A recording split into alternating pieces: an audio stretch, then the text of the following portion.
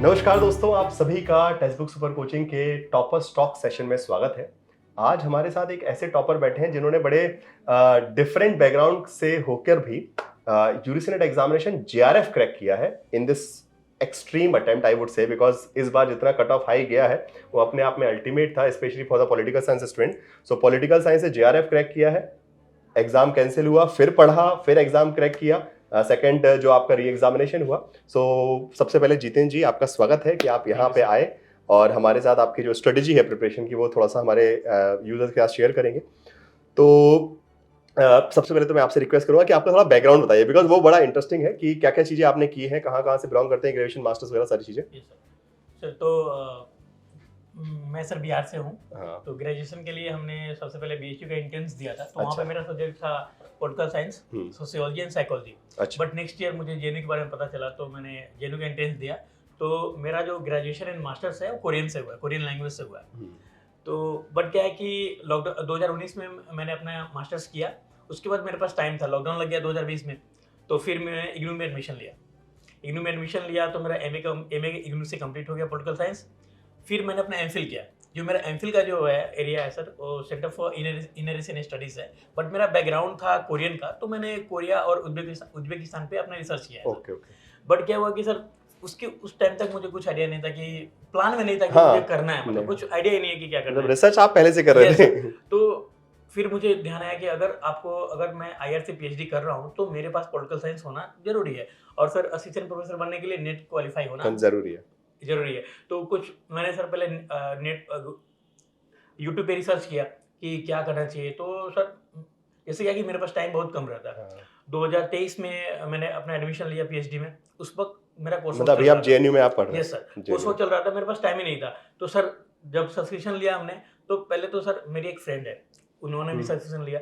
हम दोनों note search कर रहे थे कि नोट्स कहाँ से मिल जाए, क्योंकि टाइम नहीं मिल रहा था कि यूट्यूब पे वीडियो देखिए आपके क्लास और अटेंड नहीं, करें। एक चीज मैं समझ सकता हूँ कि जैसे आपने नोट्स वाली बात बताई कि every person is a different understanding. जैसे आपका ऑलरेडी उतना ज्यादा लर्न प्लेटफॉर्म है, तो आपको हो सकता है कि जरूरी नहीं कि सारी क्लासेस देख के ही आप लर्निंग लें, आपके नोट से भी हो जाएगा। कुछ लोग होते हैं जिनको भाई अंडरस्टैंडिंग की कॉन्सेप्चुअल वीक है, तो वो डेफिनेटली टाइम लेगा। चलिए प्लीज कंटिन्यू। तो मेरा कहने का मतलब ये है कि फिर मैंने क्या किया, मैंने आपके सर सही सच्ची बता रहा हूँ, मैंने नोट्स पढ़े और नोट्स पढ़ने के बाद हमने अपने मैराथन क्लास देखे। फिर हम चले गए दिसंबर में एग्जाम देने। सर एग्जाम पहली बार मैं दे रहा था, तो सबसे बड़ी बात क्या है ना सर, टाइम मैनेजमेंट। मतलब सबको ये बात आनी चाहिए कि भैया टाइम कैसे मैनेज करना है, क्योंकि आप कितना जानते हो नहीं जानते हो, कभी कभी क्या होता है जो हम पढ़ के जाते हो एग्जाम में नहीं आता है। बट कभी कभी क्या होता है कि कुछ कुछ कहीं से आप सॉल्व किए हो तो दिमाग में रहता है। तो बट क्या है कि टाइम मैनेज बहुत जरूरत है। जैसे क्या हुआ सर, जब मैं दिसंबर का एग्जाम दे रहा था तो मैंने करीब करीब 2 घंटा 20 मिनट ले लिया पेपर 2 के लिए। बट सर उसमें क्या हुआ कि पैसे जा रहे थे, पैसे सॉल्व करने के लिए मेरे पास टाइम ही नहीं है। जबकि फ्री के मार्क्स थे। फिर मैंने सोचा यार पेपर 1 छूट रहा है मेरा, मैं क्या करूंगा। तो सर पैसेज को मैंने ऐसे ही सॉल्व कर दिया बिना देखे हुए। और वो 10 मार्क्स थे आपके फीस। और सर फिर जब रिजल्ट आया तो मेरे 2 मार्क्स से नेट रह गए थे। फिर मैंने एनालाइज किया कि नहीं यार ऐसे नहीं हो सकता। तो फिर मैंने सर क्या किया कि 7 यूनिट्स के निकाले फिर से नोट्स अच्छी तरह से, आपके मैराथन क्लास देखे। फिर मैंने सर आप जो पीआईक्यू सॉल्व करवाते हो मैंने उसको भी सॉल्व किया फिर से उसके सारे ऑप्शन को भी सॉल्व किया। फिर मुझे लगा ना कि यार सभी, एक चीज मैं बता देना चाहता हूँ कि सारे यूनिट्स इंपॉर्टेंट तो नहीं है, ये हम सबको जानना पड़ेगा कि 10 के 10 यूनिट, क्योंकि सारे यूनिट से इक्विवेलेंट क्वेश्चन नहीं आ रहे, नंबर ऑफ क्वेश्चंस डिफर कर रहे हैं। सिलेक्टिव रहना पड़ेगा। Yes sir. तो क्या है कि अब सर जैसे पहले दिसंबर वाले में हमने क्या किया था कि डब्ल्यूपीटी को हमने पढ़ा। सर आपका पब्लिक एडमिनिस्ट्रेशन का जो नोट्स है सर ना सर, वेरी आउटस्टैंडिंग है सर, मतलब उसका कोई तोड़ नहीं है सर, क्योंकि मैंने फील किया है, क्योंकि वो एक ऐसा यूनिट है जिससे क्वेश्चन आना ही है। और आपका जो सर नोट्स है उससे ज्यादा कुछ और कहीं जाने की जरूरत है ही नहीं। मतलब अगर 10 क्वेश्चन आए 10 में से 9 बन ही जाएंगे। यूट्यूब पे बहुत सारे चैनल पड़े हुए हैं, यूट्यूब पे बहुत सारे वीडियोज पड़े हुए हैं। बट सर मैंने जो रियलाइज किया कि अगर कोई आपका नोट्स पढ़े, मैराथन क्लास करे, वो बेस्ट है सर, उससे ज्यादा की जरूरत नहीं है। फिर क्या हुआ, दिसंबर में हमने डब्ल्यूपीटी पढ़ा, आईपीटी को हमने छोड़ दिया सर। अच्छा। तो मेरे को रियलाइज किया नहीं यार अभी ट्रेंड चेंज हो रहा है, आईपीटी को आप एस्केप कर ही नहीं सकते। तो मैंने सर आईपीटी पढ़ा, पॉलिटिकल थ्योरी पढ़ा, आपका पब्लिक एडमिनिस्ट्रेशन पढ़ा सर, आपका जो फॉरेन पॉलिसी का सर जो आपका मैराथन क्लास है सर, लिटरली वो मेरे को बहुत हेल्प किया सर। फिर मैंने आपका नोट्स दिया, मतलब एक तरफ मैंने नोट्स रखा, फिर आपका मैंने मैराथन क्लास देखा। फिर मुझे जहां जहां लगा कि मुझे कुछ एक्स्ट्रा ऐड करना है तो मैंने वहां पे ऐड भी किया। और एक और चीज सर कि जब भी हम क्वेश्चन बनाए एट द सेम टाइम, जब भी क्लास मैराथन क्लास में फॉर एग्जांपल जिसके पास बहुत सारे ऐसे स्टूडेंट हैं जिनके पास टाइम नहीं है, तो अगर पढ़ रहे हैं एक तरफ नोट्स को रखे, एक तरफ मैराथन क्लास को भी रखे। जो आप बता रहे हैं या कोई भी टीचर है जो भी बता रहे हैं उनको ध्यान से सुने और वहाँ पे उसको सॉल्व करे, क्वेश्चन भी सॉल्व करे। एक चैप्टर पढ़े फिर क्वेश्चन सॉल्व करे, जैसे आप करवाते हैं सर। तो मेरे अनुसार यही है कि पढ़ना तो पड़ेगा, but at the same time ये भी रियलाइज करना पड़ेगा कि आप सब कुछ नहीं कर सकते, क्योंकि सारे यूनिट से सेम नंबर ऑफ क्वेश्चन नहीं आ रहे हैं सर। आपको स्मार्टली सिलेक्ट करना पड़ेगा और रीड करना पड़ेगा क्या पढ़ना है क्या नहीं पढ़ना है। तो जितेंद्र जी, एक मेजर सवाल होता है किसी भी स्टूडेंट का कि जैसे पेपर 1 पेपर 2 दो चीज़ें हैं यहाँ पे, ठीक है, और मेजरली जैसे आपका भी बैकग्राउंड रहा है कि आपने मतलब अपना रिसर्च में सब लगे हुए थे, तो पेपर 1 अपने आप में एक टिपिकल एक ऑब्स्टेकल हो जाता है मेजरली बहुत सारे स्टूडेंट्स के लिए जो कि अपने सब्जेक्ट में बहुत अच्छे हैं but they are not very good with the paper 1 और ऐसे very comfortable with the paper 1।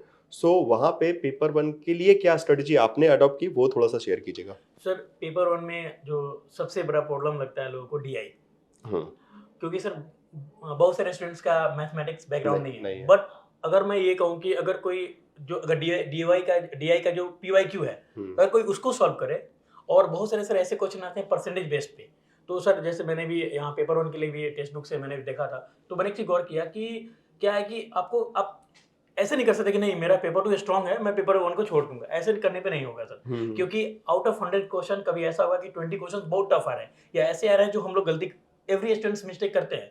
But क्या है कि यू हैव 80 क्वेश्चंस लेफ्ट।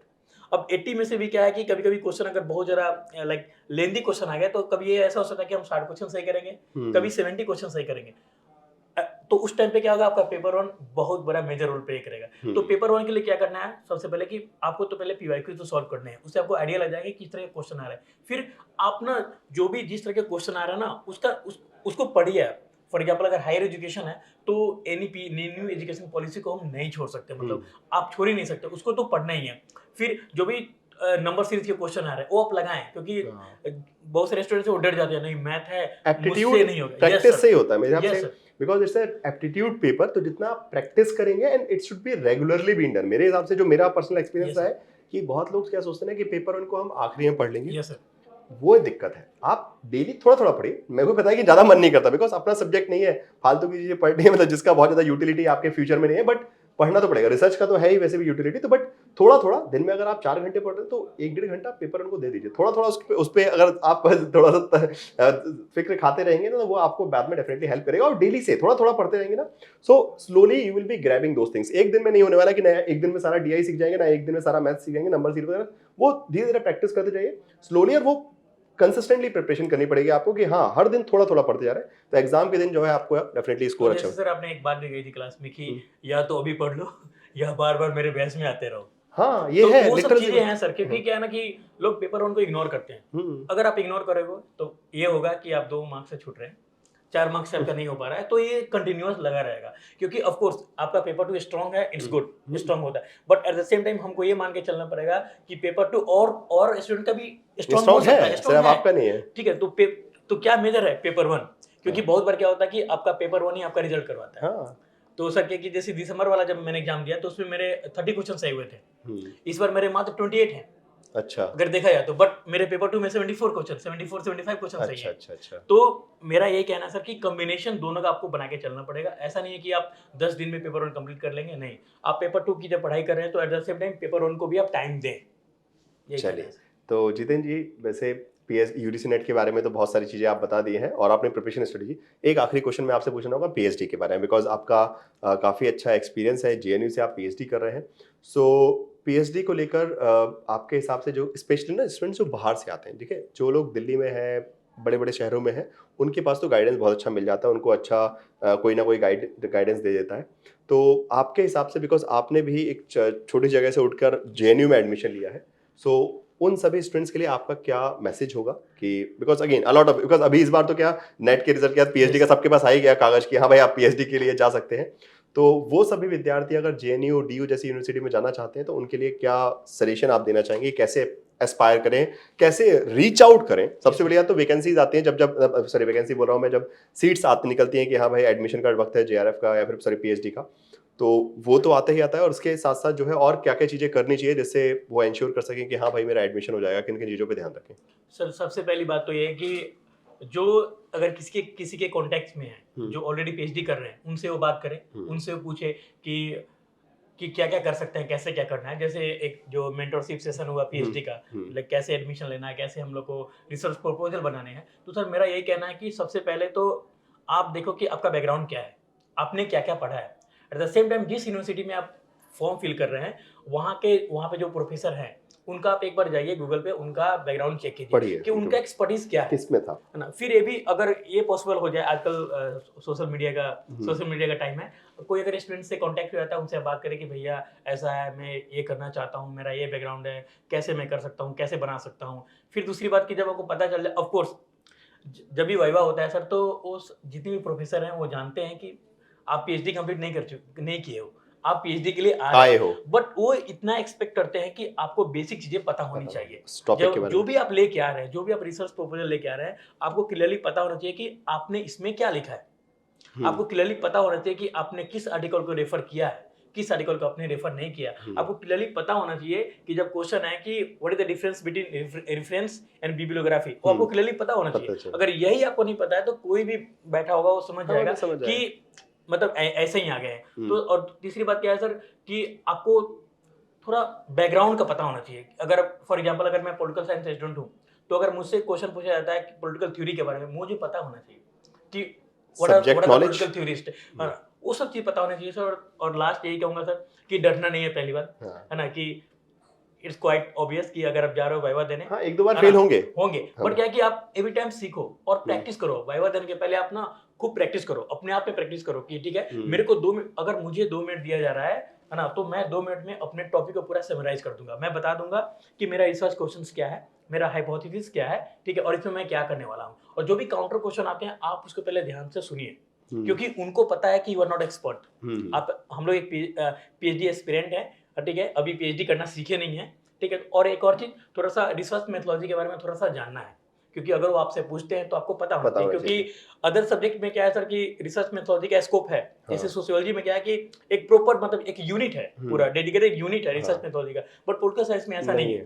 तो थोड़ा सा उसके बारे में भी जाने, अपने रिसर्च प्रपोजल के बारे में जाने, सिनॉप्सिस के बारे में जाने कि होता क्या है, और जो भी आप टॉपिक लेके जा रहे हैं उसको अच्छी तरह से पढ़े और पूरा कॉन्फिडेंटली आंसर करें, और रेस्ट सब ठीक है। डेफिनेटली ठीक है। सो एक बस आखिरी बात मैं अपनी तरफ से ऐड करना चाहूँगा कि यूजुअली क्या होता है जब आप इंटरव्यू देने जाते हैं और किसी कारण से इंटरव्यू नहीं हुआ, हो सकते हैं बहुत सारे कारण है उसके, तो अक्सर हम दूसरों पे ब्लेम करके आगे बढ़ जाते हैं कि ठीक है यहाँ तो सिर्फ पार्शियलिटी चलती है, अपने पहचान वालों को ले लेते हैं। तो ये सारे बहाने, एक्सक्यूजेस आपको बहुत सारे मिलेंगे लाइफ में। आई एम नॉट सेइंग कि होता नहीं है, होता है कभी कभी, डेफिनेटली होता है।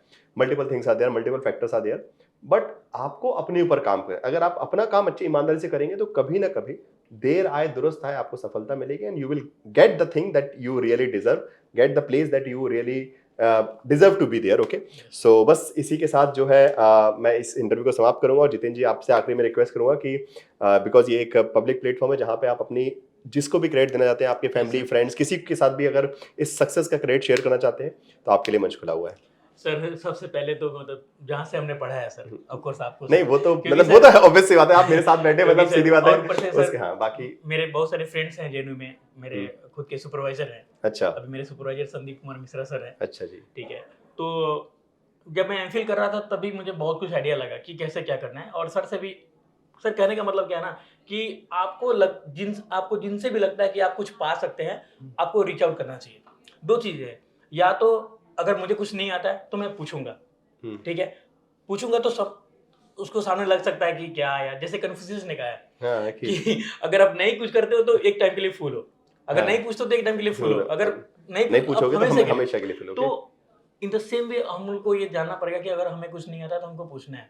और सर क्या है कि अगर आप बात करते हैं तो बहुत सारे लोग हैं, not only in JNU, everywhere, जहाँ पे अगर उनको कुछ पता है ना वो शेयर करना चाहते हैं। एवरीवन वांट्स टू शेयर, ये जानना पड़ेगा। तो जब भी कुछ दिक्कत हो किसी को भी रीच आउट कीजिए। और सर हैं, मतलब मैं इसलिए नहीं कह रहा हूँ कि सर ने मुझे पढ़ाया नहीं, just why I am saying, क्योंकि हमने फील किया कि अगर कम टाइम में अगर मैं कर सकता हूँ ना तो कोई भी कर सकता है, रिगार्डलेस कि किसी का बैकग्राउंड है या नहीं है। सर चलिए, थैंक यू जितेंद्र जी, आप आए, अच्छा लगा। और आप सभी भी एक सकारात्मक अप्रोच के साथ इस एग्जाम की तैयारी कीजिए। बहुत ज़्यादा सोचिए मत कि क्या एनटीए क्या कर रही है, क्या यूजीसी कर रही है। अपनी मेहनत ईमानदारी से कीजिए, बाकी रिजल्ट थोड़ा देर से आएगा बट आएगा ज़रूर। और आप जो डिजर्व करते हो आप डेफिनेटली आपको मिलेगा। और एक चीज ध्यान रखिएगा, कभी भी अगर आपको लगता है कि आपकी प्रिपरेशन में कुछ गड़बड़ियां हो रही हैं, आप सही रास्ते पे नहीं जा रहे हैं, यू आर फीलिंग होपलेस और मोटिवेशन नहीं है, तो इस वीडियो को सेव कर लीजिएगा। और जब लगे कि यार कुछ सही नहीं चल रहा है तो वीडियो देखिएगा, अपने आप आपको गाइडेंस मिल जाएगा। ठीक है, थैंक यू सो मच।